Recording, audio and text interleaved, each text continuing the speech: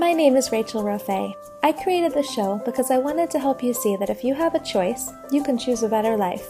If you're listening to this podcast, you're in a pretty fortunate position. You have free will, ability to connect to the internet, and access to all kinds of new education. This podcast is meant to help you make the most of your good fortune. We talk with all kinds of people here from all walks of life because I want you to see that no matter what your situation, there's always a way to create a life that you're proud of. Hello, welcome to this episode, which happens to be podcast episode number 100. I know, 100 episodes already. I'm blown away. I can't believe that it's gone so fast. And I just want to first say thank you so much for being a part of this. Thank you for listening to my shows. Thank you for all engagement. If you've shouted out on Twitter, Facebook, emailed me, even like any kind of anything with this show, listening, I'm so grateful for. This podcast has been such a great source of fulfillment for me in terms of feeling like I'm able to put something positive out into the world and talking to such great guests and making all kinds of relationships and sharing different things. This has been so much fun, and I can't believe 100 episodes already. I remember last year brainstorming about what I even wanted to make this podcast about, thinking about the taglines and all the different things. And here we are, 100 episodes. It's been such a great journey, and I just can't be grateful enough for everybody and for you to listen and be a part of it, as I said. So today's show, we're actually going to switch things up. I have a really great friend, Murray Maloney, who you may remember from another podcast celebrating women's sexual pleasure. She's actually going to interview me today. So Kit is somebody who, I had been asking some friends, what should I do to celebrate number 100? I wanted to do something special. And a couple of people brought up the idea of having somebody interview me.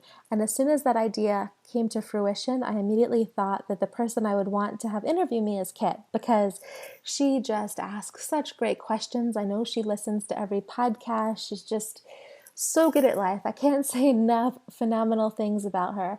And so when we were talking about it, she had actually asked me. We talk every Friday, and we were talking about someone interviewing me, and she said, "Do you have any idea of who you'd like to interview you?" And I was like, "Yeah, you." And she was so happy. It was perfect for her. She said it felt like an honor for her, so it was just great. Such an honor for me to have her interview me. And so today we talk about all kinds of different things. So we talk about really some of the questions that I asked guests, but she just turned the table around and asked me about how I choose a better life, different things that are going on in my life, sometimes when things are tough. So I gave like very vulnerable, transparent shares about things that frustrate me in my life and how I'm able to get over it, different ways I've put up boundaries in life. She asked like different questions about things that happen in my life in terms of generosity, so where I'm able to be generous and then where I have boundaries. So we talk about that. We talk about all different types of things. So she asked some really insightful questions, and I think it came out really, really well. We'll just go ahead and get into it. And thank you again so much for being a part of A Better Life. Alrighty. Hi, Rachel. Hello. Thank you so much for being here. I'm so excited that it's you, as I've been telling you over and over and over. Well, I am just thrilled. I have been such a fan of your podcast since even before it launched. And so this is such an amazing milestone, and to be able to celebrate it with you is such an honor. Thank you so much. I have such a big cheesy grin right now. As do I. And so in true honoring of a better life and the spirit of no matter what your situation, there's always a life that you can make yourself proud of. And of course, I want to start with asking you for your brags and your celebrations. Thank you. You know, it's so funny. I didn't even think you'd be asking me. I didn't even think about this. I should have expected it, but I didn't. So some brags. I guess I'll give you like a couple super recent brags and then I guess bigger brags. But super recent, I actually just got back from shopping because I had a couple of really awesome sales months in a row. Like I just had a campaign that I was launching, like I was an affiliate for, and it did so freaking well. I'm so excited about it. So I'm just rocking it business-wise lately. And things are going amazingly with Don in our relationship. And as you know, we had like a bit of a rough patch, and I feel like we've made such great strides to get it feeling awesome again. So I'm super proud of that. And just in a bigger context, I'd say what I'm proud of is just a life that's designed to have freedom as a core value. So I can live wherever I want, travel whenever I want. I've set up some really amazing sisterhood, like friendships and great relationship. And I just feel so resourced in terms of like amazing people that I surround myself with. And it feels awesome. Oh, that is so exciting, Rachel. I love all of that. And I'm so impressed and in such celebration of you. And I just want to brag on your behalf that this is 100 episodes of your amazing podcast, and I'm going to tack that onto the list. Thank you. It's such an incredible achievement, and as are all the other things that you just mentioned, that I would love to dive into a little bit more because, so that the listeners know, I have been privy to some of the behind the scenes of the podcast in that I was able to be brainstorming with Rachel as she was thinking about putting the podcast together. So I thought on this mark of celebration of 100 episodes, it might be really fun to let your listeners into some of the reasons why you started the podcast, why the tagline is what it is, and really sort of showcase that belief structure and intention that you set everything up with. And also for listeners to know, Rachel is a very dear and important person to me, and it almost feels crazy making to me that I only had the privilege of meeting her about a year and a half ago. But I just want to thank you, Rachel, for just being such an amazing presence in the world and presence to me as a friend and support. And so thank you. And we have been part of this great mastermind and sisterhood of women. And I've had the privilege of connecting with Rachel on a weekly basis. I realized, Rach, on a weekly basis for over 18 months. We talk every Friday. And it's just been completely life-changing for me. And yeah, and so with that said, I thought that in reviewing what maybe the listeners might get some real insights from you from is this issue around choosing a better life. And this issue of no matter what your situation is, there's always a way to make a life that you're proud of. And I love that so much and wanted to ask you to explain a little bit further about how you came to that. Yeah, such a great question. It first started where I just wanted to do something, like put something out in the world that would feel really good to me, like in helping people. And I think at the time I was still not like really 100% sure that I was feeling on purpose and loving what I was doing. And I just knew that I had so much that I wanted to give to the world. And I started thinking, I had a bunch of random comments in a row of people telling me they liked my voice, which normally, I mean, it's just like, great, it's a nice compliment, but I just kind of started putting it together and thinking, well, maybe I should do a podcast. Like I was just looking at them as some signs. And so when I started the podcast, I really didn't have any objective. Like I know a lot of people will say, once you start a podcast, like, are you doing it for sales? Are you doing it for this? Are you doing it for that? And for me, it was pure, I just want to put good into the world. Like I just know that I have more to give, and that was kind of what I was thinking behind it. And then with the tagline, we were, as you know, like in a mastermind and going through the tagline. It was with a group of people, and it was just, we had a bunch of taglines going through, and I just really wanted something like, if you have a choice, choose a better life. The reason I chose that is because it felt really authentic to me, because I just feel like it's naive to say that everybody has a choice. I know there's so many blanket statements that say like, you know, all these things that are just not true for everybody, right? Like if you're being sex trafficked, you don't really have the choice. Like, of course you can be as positive as you want or as you can be in that situation, but you don't really have that much choice. And I just think that, no, it just didn't feel like right to completely alienate. I wanted to make a statement that was as truthful as possible. Yeah, I love that. And I so respect you for being so thoughtful in everything you do down to that point of wanting it to be clear that you're being really respectful of people who might be in such circumstances that by insinuating that they have a choice might actually be really disrespectful. Yeah. Yeah. Thank And you. I think, yeah, no, I really think that that's a representation of your thoughtfulness and going forward and what you're creating. And I do want to highlight, though, that something that I find so inspiring by you and so inspired by all of the people that you've interviewed as part of this podcast is this really interesting trickiness around choice. Because although we have those extremes, of course, that is so great to be respectful of, and really more than great, just incredibly important. There's also a feeling sometimes, I think, that I don't have a choice when I actually do. And I've seen you and I've heard your stories about these moments in time that you really could have decided that you didn't have a choice.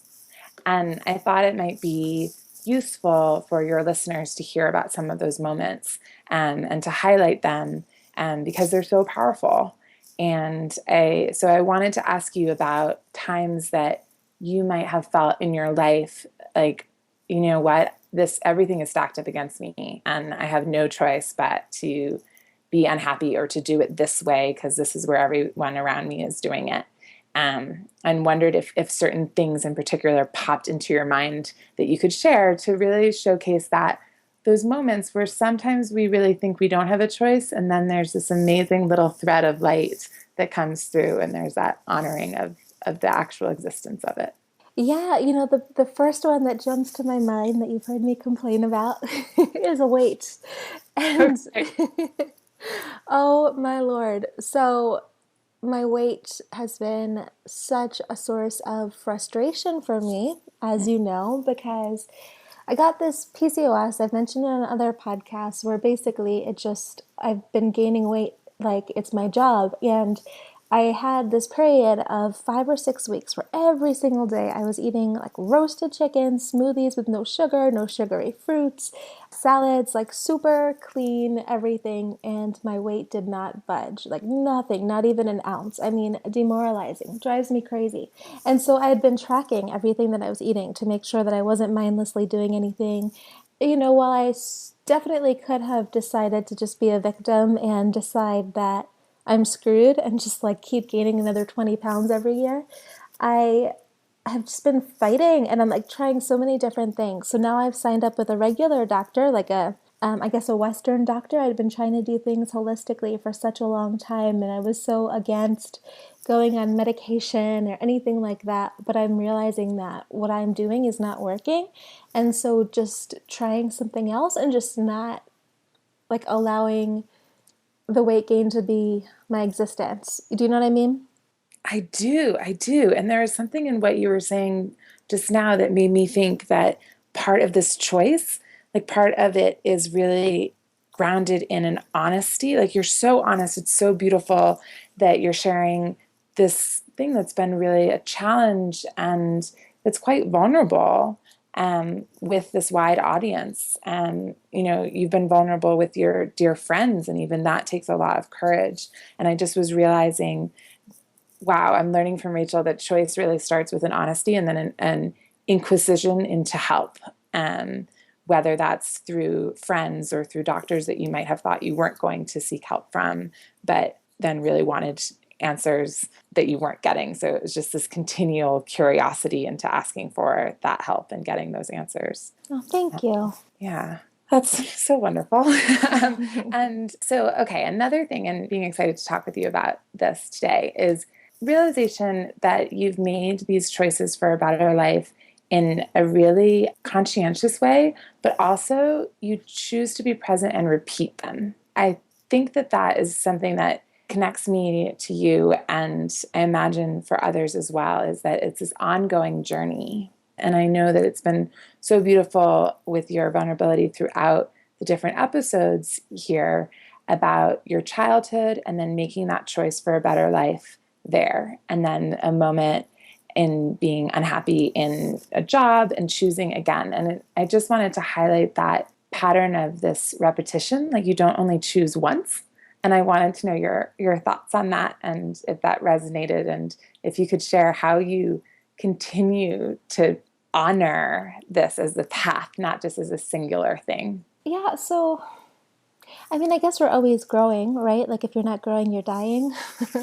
And I just kind of feel like pushing against things, or if they're not feeling good, is just going to lead to misery, right? And so we have such a short lifespan. I don't know like what people's beliefs are about other lives and stuff, but even for just this life, it's not that long. So we might as well just, I don't know, I guess I just find that like when there's periods of discomfort or things just aren't going well, like it's just easier to apply a little bit of courage and move through them versus just like stewing in the misery. Yeah. Yeah, Yeah. stewing in the misery is just not a good way forward. And yet it can be compelling, actually, in some ways. I know I've shared with you, you've helped me get out of those moments of misery where it sometimes just feels like safer to stew. So I'm wondering if do you have go-to ways of getting out of that? Yeah, I mean, I think one of my biggest ones is like you know, people like you, like that are calls every Friday, talking with my friends and Dawn, and just like verbal vomiting when when I'm upset about things, Hmm. because I think the first thing that's so helpful is just to be understood and validated. So I can just have like a voice for it, because if it's just sitting around in my head, it just gets worse and worse and worse. But once I actually get it out, I can then, like, that's kind of like phase one. And then I can start to think about, well, what am I going to do about it? So that's definitely the first thing. And then I guess I always look for like tangible things that I can do. That's why I'm so big on, I feel like I always say tangible and practical on my podcast.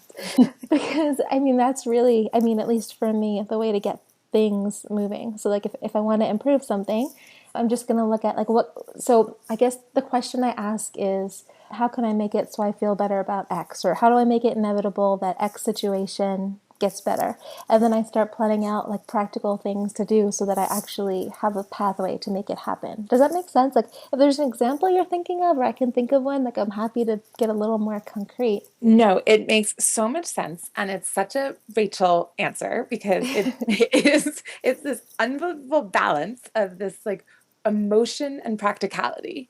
And that I find so inspiring of you. And I want to share that you have taught me so much about venting and releasing. And I remember before I met you, you wrote this unbelievably beautiful vent before our trip, our first retreat to Costa Rica. And it was like a couple days before, and you were going through this launch, and like so much stuff was happening. And it was just this like, guys, I'm just going to let it all out. And I was like, this woman is amazing. Like I connected with all of it. And I had been so nervous about going to meet these people. And I just was like, I remember being in near tears of feeling like, oh my goodness, I'm about to go connect with people who are just so honest and so open. That's what I need in my life. And so inspired by that.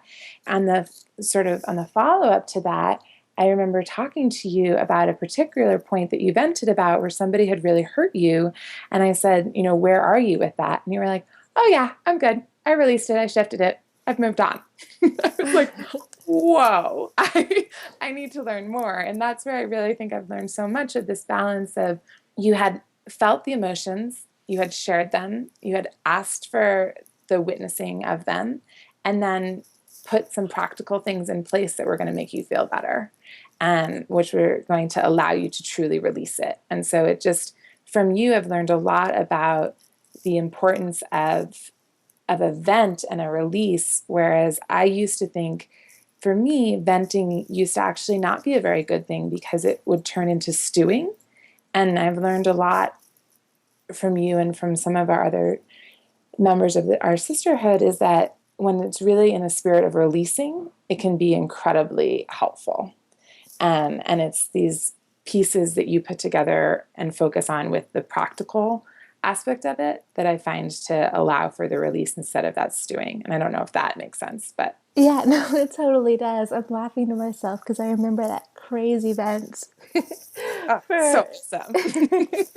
So basically, for everyone listening, we had just joined a mastermind, and we were going, as Kit said, to Costa Rica. And so in this time span, there's so many things going on in my life. Don had a paid mastermind in New York City, so he had a bunch of people come, and we were renting out this penthouse, and he was having a live event, and I was helping him coordinate that. And then we had the moving, and the weight gain has been like something that's up for me for a while, driving me crazy. And so I had read about Costa Rica, how, because we had to go on like the main plane and then some small like a puddle jumper plane, and there were scales, and I was afraid that they were going to weigh me and be like, forget about it, you're too heavy. Like, just all these worries. I had read that people said they got turned back or something. I don't remember exactly. Yeah. So you had read clearly all the things that like you're not meant to find on the internet, It's just oh my gosh. I was just, I have to talk to all these people, and I have to be on for all these people, and I have to hold this event, and I'm going to be turned back when I go to Costa Rica because I've gained too much weight anyway, and I have to wear a bathing suit, and blah, blah, blah. And I didn't I didn't even know everybody so, but it was so helpful to do that because I felt so much closer to everybody when I got to Costa Rica. So many people had said that they like got that, but then also people were helping with like, hey, that scale thing's not really true. It's not really going to happen, like all this stuff. So just practically, I was able to calm my mind and realize that wasn't very likely. right. Practically, the support was there, and then also in your openness and your vulnerability, the connections happened even more quickly, and all of this beautiful stuff transpired in a more rapid way. So that was just so. You do so much. And one thing that I want to share with everyone is that in the spirit of what we've just been talking about and really sort of owning that tension and when things aren't going well, I have this amazing opportunity of connecting with you on Fridays, and even on the weeks where things feel really potentially overwhelming or dark, and there's lots of stuff that needs to be shifted and worked through, oftentimes it feels like the vast majority, if not always, you then are like, but, and then ramble off a list of incredible achievements from that week. Like, but, and including, I mean, last summer, but I did launch the podcast and it is top of the charts. And it's like, that's how Rachel Raffay rolls. Like, you find such amazingly good energy and accomplishments, even in the times where there's a lot of struggle and tension. And I'm just wondering if you can reflect a little bit on that and on how, and you've answered a bit of this already, but wondering for your thoughts on that. Yeah, so like how to find the good when things are feeling crazy. Yeah, because I think that it's sometimes hard with you and with the people you interview to really remember how crazy their lives are as well. Yeah, no, totally. That's a great question. I'm trying to think of how to like where to approach it from. I mean, I want to like if crappy things are happening, I definitely want to pay attention to that and speak it so that I can work it out. But also, I mean, I don't know. I find that at least in my area, in my life, sometimes it's like everything feels like it's crappy, but usually there's like a couple shiny, it's not usually everything is up in the air at once. And it's like, it just feels good to be grateful for that too, just for kind of a more well-balanced, because otherwise it's so easy to go into that downward spiral. And then once you start the downward spiral, it's just so easy to go down, down, down, down. So I feel like at least like expressing what's bothering me is really helpful for getting to process it through. But then not being married to it, I want to also look at the other things that are going on so that I can have like perspective. And do you have a gratitude practice of sorts? I don't. I've had a gratitude practice at different points in my life. Sometimes there's an app called 5 Minute Journal that Hal Elrod was telling me about. Mm-hmm. I'll use that sometimes, which is awesome. It's like, I think 7 a.m. every morning and then 7 p.m. at night. One of those times you talk about what you're grateful for the day, and then the other time it's like, yeah, I think that's the nighttime. And in the morning you talk about what would make today great and everything, which is nice. I really like that. But no, I mean, I think that I'm naturally, I've been so conscious of being grateful that I naturally now start to seek those things out. I feel like I've put it into me. So impressive and amazing and inspiring. I love it. And it's so perfect because I really wanted to talk to you about generosity And I feel like that's another thing that you just embody and just sort of exudes from you naturally. And so I wanted to ask you more about your thinking around generosity and how you come up with your ideas to do things like give fresh, clean water to people and to support so many people in your life. Yeah, like that stuff just lights me up so much. Like I am just as blessed to do it as whoever I give anything to. Mm-hmm. So for one, I think that I feel so alive whenever I do anything like that. It's just so motivating to keep wanting to do more. And then I'll really just listen to my intuition and do what feels right. So like the other day, Don and I went to a casino. We never, it's been, I don't know, maybe 9 months since we've been to a casino, which is not something we do, even though we live in Vegas. And I had won, I think like $150 or something. And I just Oh, immediately, it was awesome, right? Yeah.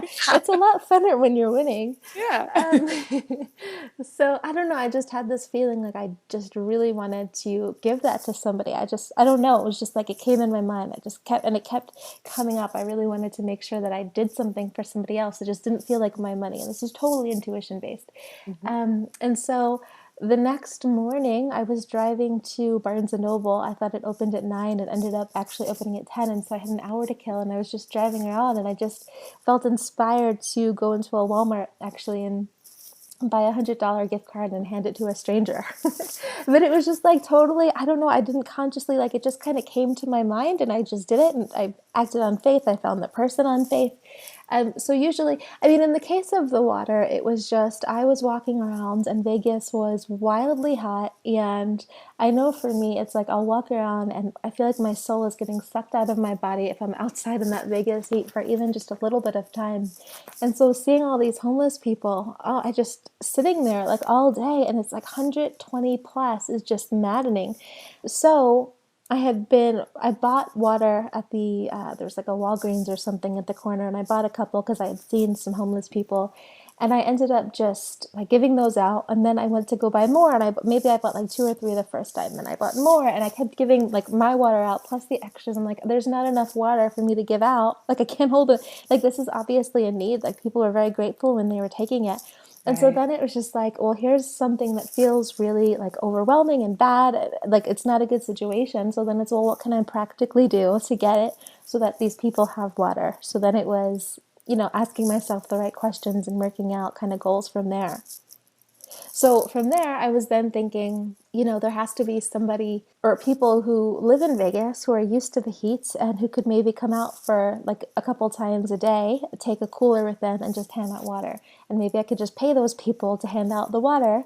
And it ended up being like for $400, maybe it was a month, I don't remember anymore.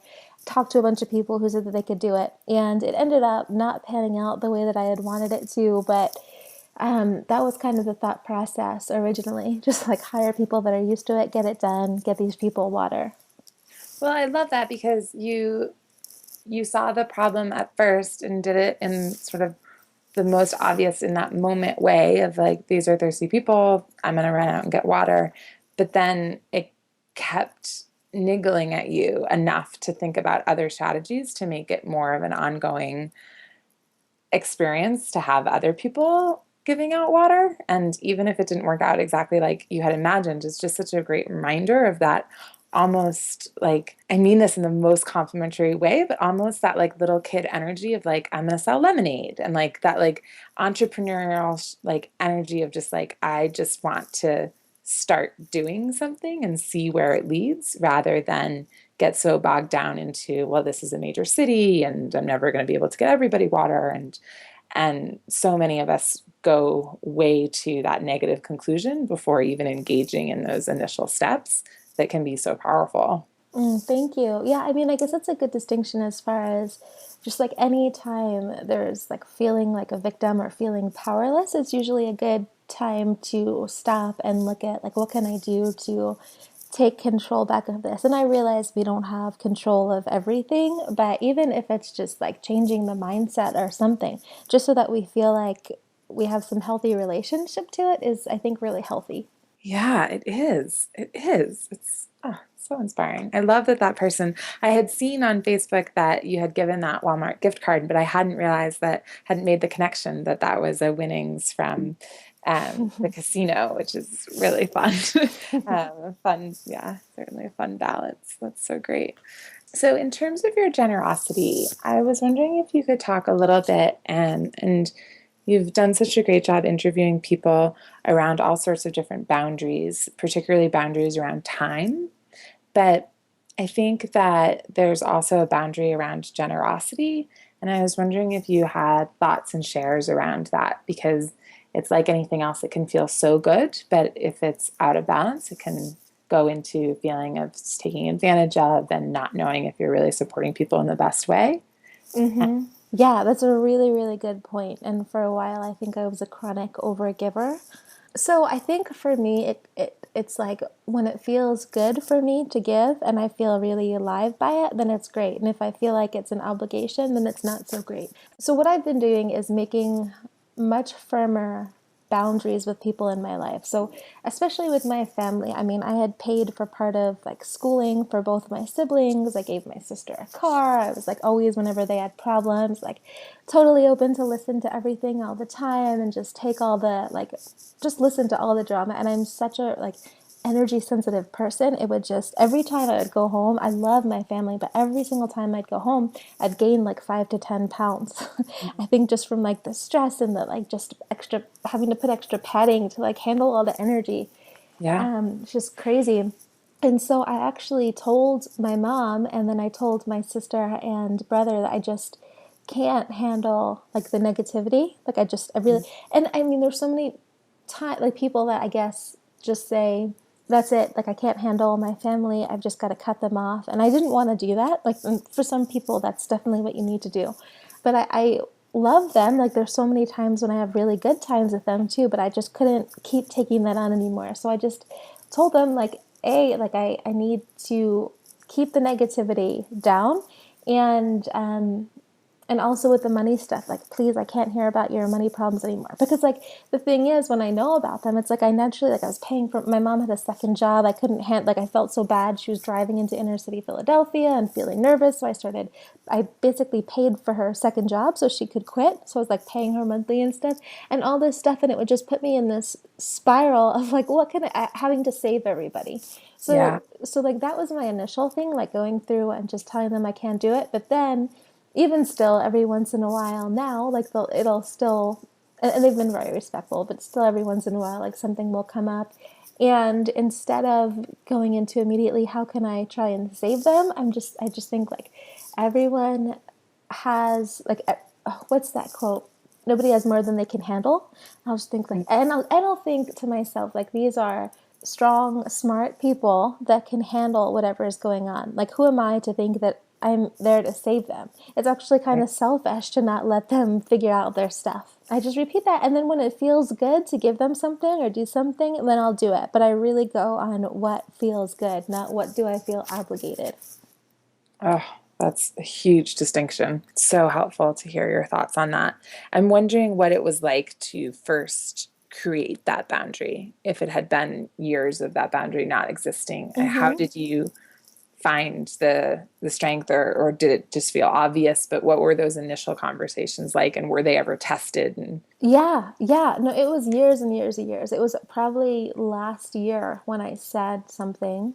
I think actually at that point there were other things going on too, and I was just having a really rough time, and I was just like, they say like sometimes you need to what is it, have a breakdown for the breakthrough. And right. I was already having a breakdown in so many other things, and so I guess it was kind of easier because I was already feeling so all over the place. I just like went and told my mom all the things that's going on, and like on top of that, like, please just stop it with the negativity. I can't handle anymore. I can't take it.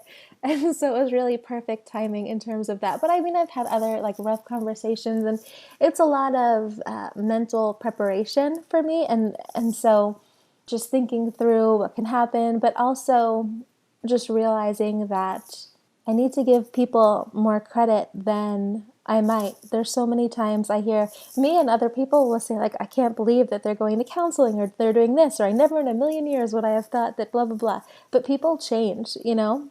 Mm. And so just giving those people credit to do the right or do the thing that like feels like it would be better for both of you instead of just deciding that they're not going to, I think is really good too. So giving people a chance to show up is what I'm trying to say. Yeah, and I love that. It's just, I also really appreciate your honesty about how challenging that can be. And because it's that leap of faith, and particularly if things have been operating for a long time, even years or decades of one norm, and then just knowing that if it's this feeling of depletion or obligation, that something has to change and that it has to be saying, I believe you're more resourced than you think you are, so I'm going to step aside to show you that. I mean, that's a scary thing to say, but it can be so powerful. Yeah, and it's like really at the end of the day, like who am I to say that I know any better, right? Like, and I think back Yes. to like it's crazy. I Well, think it's funny because in times in my life where people have come to save me, it actually hasn't felt good. And that's what I often try to remind myself if I'm in that mode on the other side. It's like people want to be helped, but not, I've hated the times where I've been really low and I've felt the energy of I'm going to swoop in type thing instead of sort of listening to what's been happening and how can something more sustainable be set up for me. exactly. And that's why I really love the question, like, what can I best do for you in this moment? How can I best support you? Because, Mm. like, I'm sure you'll tell people, and I know you tell people, like, you tell people exactly what you need. You tell them exactly what will feel good. I know what you're thinking. Oh, Yes. man. Okay, well, I might as well just say now, and actually Rachel referenced this on another podcast, which I caught, but which is that one day I asked our group to just give me compliments. I just needed compliments. And it was so edgy for me, but it was so clear to me that that's what I needed because I was feeling just that I was doing a lot, but that I couldn't see it, and I needed to have it reflected back to me through people that I cherished and believed in, and it just was such an awesome moment for me because I got to receive all these compliments, and then I got to receive all this feedback of like one, how much fun it was for them to give me compliments and how impressed they were by me being so specific and so clear about this pretty indulgent ask that actually was really necessary, so therefore not indulgent. Yeah, no, it was perfect, right? Because you could have gone in and been like, "Hey, do you need me to go like proofread your emails or talk to people for you or do this or do that?" But like, really, all you needed in that moment was some compliments. And hey, I'm a words of affirmation person. I get it.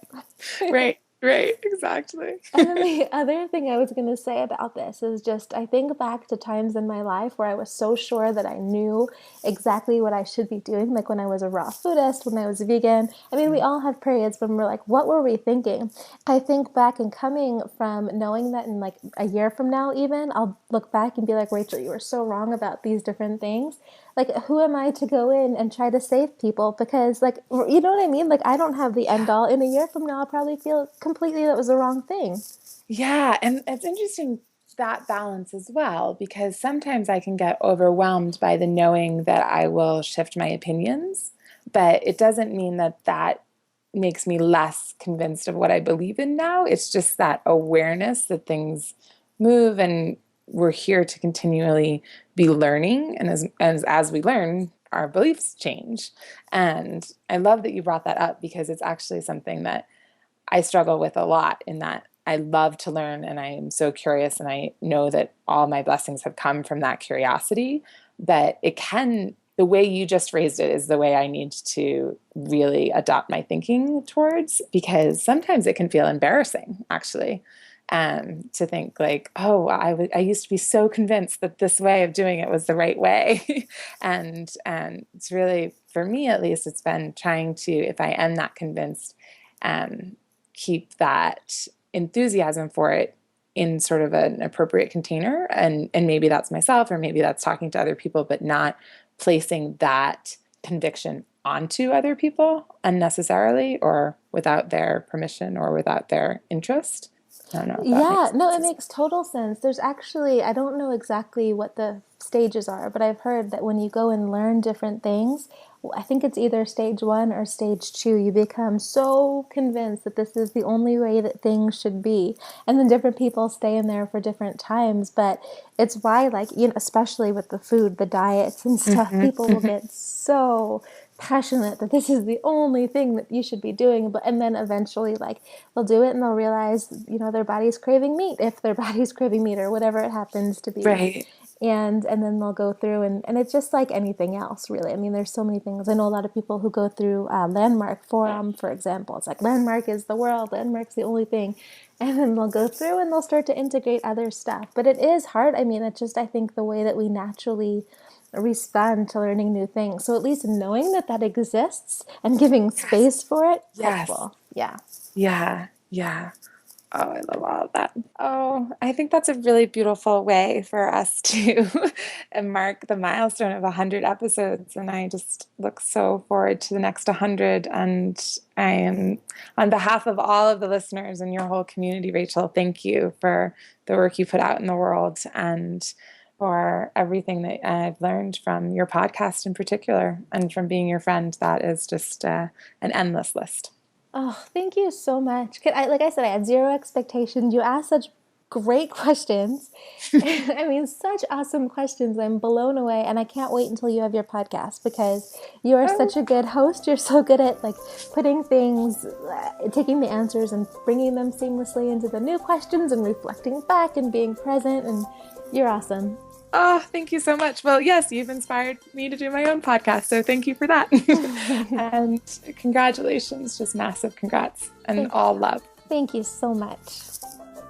Thank you so much for listening to A Better Life. You can find all show notes for this episode at rachelrofay.com.